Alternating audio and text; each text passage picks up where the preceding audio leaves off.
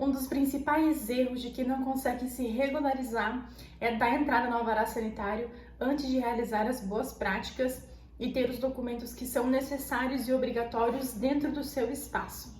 E aí, quando a vigilância sanitária chega para fazer a fiscalização, recebem as penalidades por não ter as boas práticas realizadas de forma adequada, por não terem as documentações que são necessárias e obrigatórias.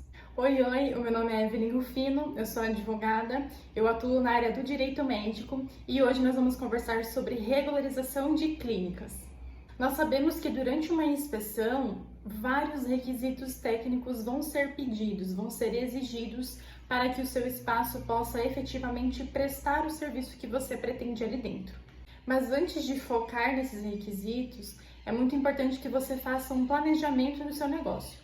Muitos profissionais cometem o equívoco de abrir o seu CNPJ imediatamente. É a primeira coisa que eles fazem, correm para o contador para abrir o seu CNPJ. Mas eu recomendo que você tenha muita calma. É muito importante que você sente com o seu advogado antes de qualquer coisa e faça um planejamento do seu negócio.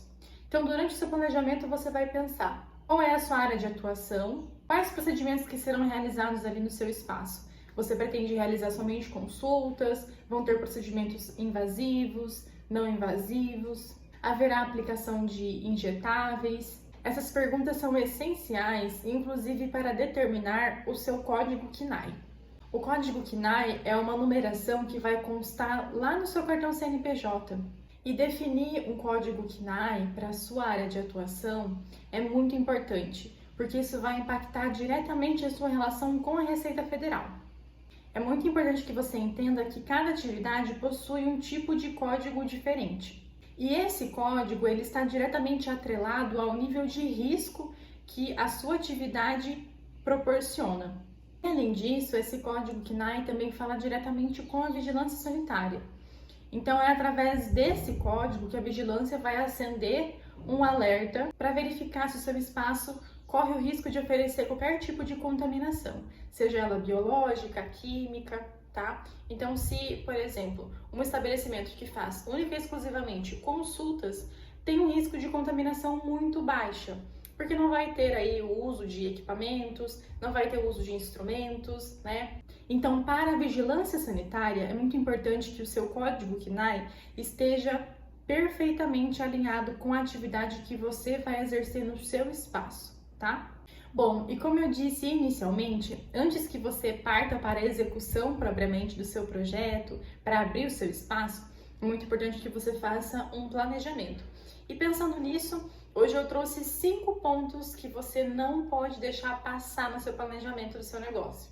O primeiro deles é a escolha do local. Depois que você definir qual vai ser a sua área de atuação, quais serão as atividades que serão exercidas, se haverá parcerias ou não, se haverá funcionários ou não, você parte para escolher o seu local de trabalho. Esse local não pode ser qualquer local, tá? Então, existem locais dentro de uma cidade, por exemplo, em que os imóveis são exclusivamente residenciais, outros pontos da cidade que são exclusivamente para centros comerciais. Então, entenda que você não pode simplesmente alugar uma casa e achar que você vai conseguir exercer a sua atividade lá, tá? Existem situações em que realmente é possível você atuar dentro de casa, mas para outras situações a exigência aumenta, tá?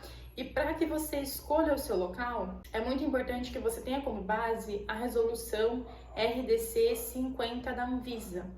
Nessa RDC estará descrito todas as informações, todas as descrições, inclusive o tamanho que tem que ter a sala, né? Então, por exemplo, se for um consultório que vai fazer consulta, procedimento, existem vários ditames, existem várias delimitações. Então, a gente vai ter que ter uma sala de atendimento, uma recepção, um banheiro, um DML, né? Um local para fazer o atendimento, enfim. Essa resolução vai ditar exatamente como deve ser o seu espaço. Então, é muito importante que você faça a sua escolha com base na RDC 50 da Anvisa.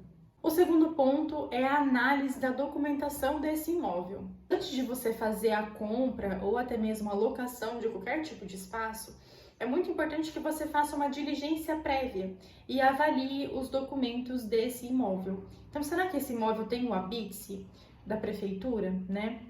Será que esse imóvel está realmente apto para fazer ali, para que você consiga prestar o seu serviço?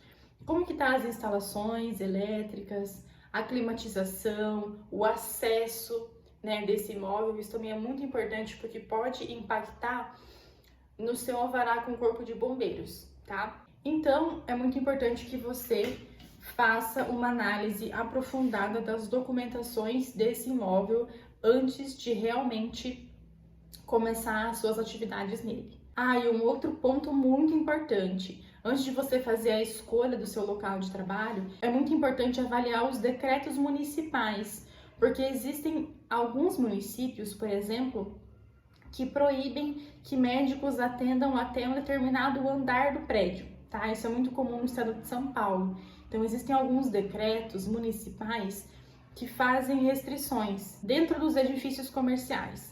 Então, eu recomendo muito que você procure um advogado antes de fazer a escolha do seu imóvel propriamente.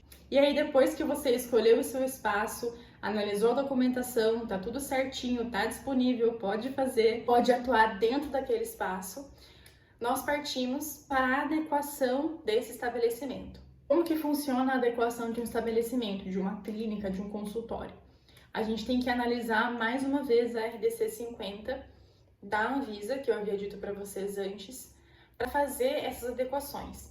Então, as instalações elétricas, a climatização, né? Se é um espaço muito grande com várias salas, a gente vai ter que verificar ali como que vai ser feita a climatização. A gente precisa, inclusive, fazer ali um plano para que, em determinado período de tempo, esses ar-condicionados sejam todos limpos, né? Para que tenha uma manutenção. A gente vai verificar como que vai ser a sala de atendimento, a sala de utilidades, o DML, a recepção, as portas, o armazenamento dos equipamentos, dos insumos, né? Como que vai ser o armazenamento do lixo temporário infectante, colocação de ralos, enfim. Existe uma série de coisas que precisam ser adequadas para que uma clínica ou um consultório consiga abrir as suas portas e atuar com segurança. O quarto passo, defina as suas parcerias.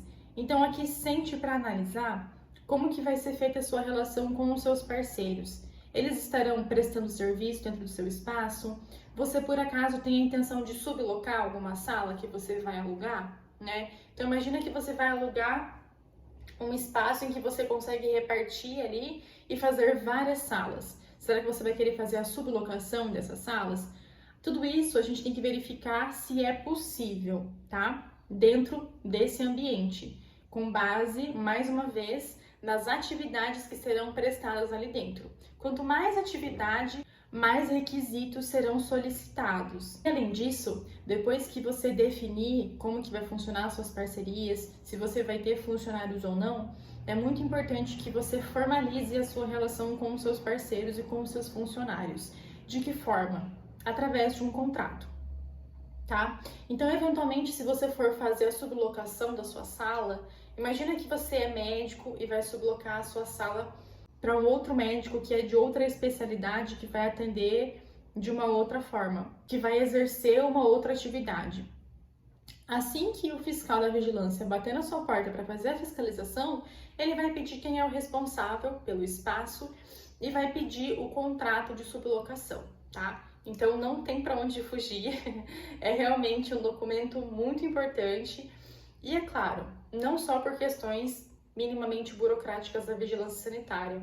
Um contrato é muito importante para garantir a sua segurança e do seu parceiro. É ali que você vai formalizar a relação de vocês, como que vai funcionar, quais são os limites, forma de pagamento, tá? Então é muito importante, mais uma vez, que você formalize todas as suas relações através de um contrato muito bem elaborado e amarrado. E a quinta etapa do seu planejamento é o responsável técnico. É muito importante que, caso o responsável técnico não seja você, que você contrate alguém com a especialidade necessária, né? Uma pessoa que realmente tem ali os registros, uma pessoa ali que é devidamente capacitada, que está legalmente habilitada para exercer a função de responsável técnico dentro das atividades que você vai realizar no seu espaço, tá? Então aqui fica mais uma ressalva e um alerta para você que vai contratar um responsável técnico.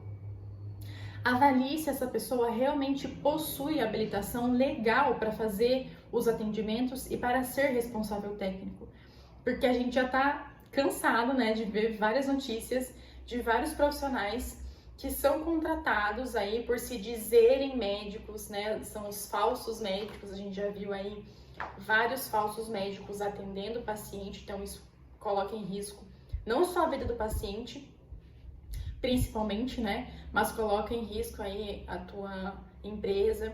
Então é muito importante que você faça mais uma vez uma diligência prévia, um serviço de diligência prévia para verificar se essa pessoa realmente está qualificada e habilitada para trabalhar com você e para que você não tenha qualquer tipo de problema futuro, tá? Uma vez que você já planejou e já pensou nessas 5 etapas, é muito importante que você perceba que requerer, solicitar o alvará sanitário é a última etapa da sua regularização sanitária, tá?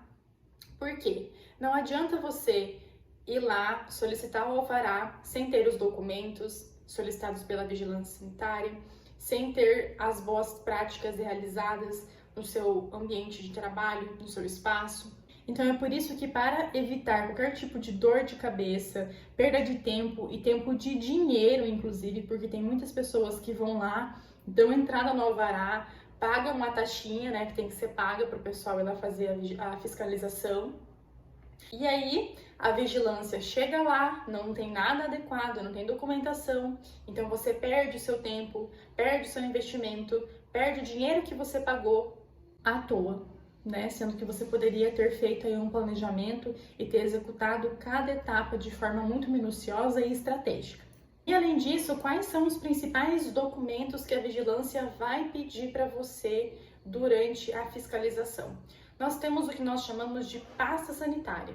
Dentro da pasta sanitária, existem vários documentos que a vigilância vai folhear ali. É uma forma de organizar os documentos, né?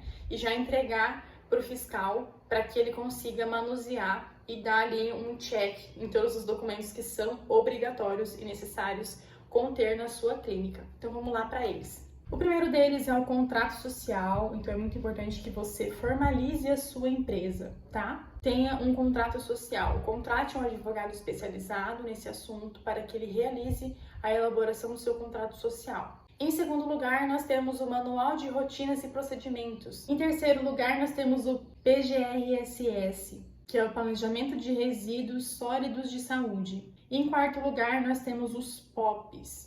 Gente, infelizmente os POPs são muito negligenciados, tá? Mas ele é obrigatório, ele tem que constar nos seus documentos. Inclusive, ele pode futuramente, se for o caso, ser usado como um instrumento de defesa caso você seja processado. Então, capriche no seu POP. É o procedimento operacional padrão, né? Alvará do Corpo de Bombeiros, alvará de funcionamento da Prefeitura e, por fim, o Manual de Boas Práticas. Mas é claro, isso é o mínimo do mínimo do mínimo. Existe uma lista completa desses documentos que está descrito lá no meu blog. O link está aqui na descrição. Eu escrevi um artigo completo sobre como regularizar uma clínica. E lá você vai encontrar todos os documentos que a Vigilância Sanitária obrigatoriamente vai pedir para você durante a fiscalização. E esse foi o vídeo de hoje. Eu espero ter esclarecido as suas dúvidas sobre como funciona a regularização de uma clínica ou de um consultório. O meu nome é Evelyn Rufino, eu sou advogada, eu atuo exclusivamente com direito médico. E esse foi mais um vídeo aqui pro meu canal. A gente se vê na próxima semana. Até mais!